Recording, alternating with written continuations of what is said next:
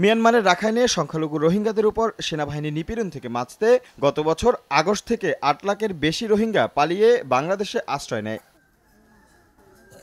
সে সময় হাজার হাজার রোহিঙ্গা নারী ধর্ষণের শিকার হয় বলে অভিযোগ পাওয়া যায়। জাতিসংঘের শিশু বিষয়ক সংস্থা ইউনিসেফ বৃহস্পতিবার এক বিবৃতিতে জানায়, বাংলাদেশের রোহিঙ্গা ক্যাম্পে প্রতিদিন ৬০ শিশুর জন্ম হচ্ছে। বিবৃতিতে বলা হয়, মিয়ানমারের সেনাবাহিনী জাতিগত নিধনের শিকার হয়ে কক্সবাজারের শরণার্থী শিবিরে আসার পর থেকে এ পর্যন্ত ১৬,০০০-এর বেশি শিশুর জন্ম হয়েছে। শিবিরে অস্বাস্থ্যকর পরিবেশে এসব শিশু ঝুঁকিতে আছে বলেও জানান বাংলাদেশের ইউনিসেফ প্রতিনিধি। এ অবস্থায় রোহিঙ্গা সমস্যা নিয়ে বিভিন্ন মহলে আলোচনা চলতে থাকলেও কোনো ফল মিলছে না। গত বছর ২৩শে নভেম্বর মিয়ানমারের রাজধানী নাইপিদোতে দুদেশের মধ্যে রোহিঙ্গাদের প্রত্যাবাসন বিষয়ে চুক্তি স্বাক্ষর হলেও তা বাস্তবায়ন দেখা দেয়নি। এমন বাস্তবতায় বাংলাদেশে আশ্রয় নেওয়া রোহিঙ্গাদের প্রত্যাবাসন নিয়ে ঢাকায় বাংলাদেশ মিয়ানমারের জয়েন্ট ওয়ার্কিং গ্রুপের দ্বিতীয় বৈঠক চলছে।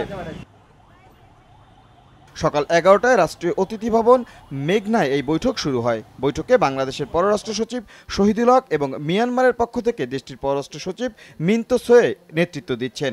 রোহিঙ্গা প্রত্যাবাসন বিষয়ে দুদেশের পক্ষ থেকে গ্রহণ করা পদক্ষেপগুলোর বিষয়ে বৈঠকে আলোচনা হতে পারে বলে জানা গেছে। রাশেদ লিমন, সময় সংবাদ, ঢাকা।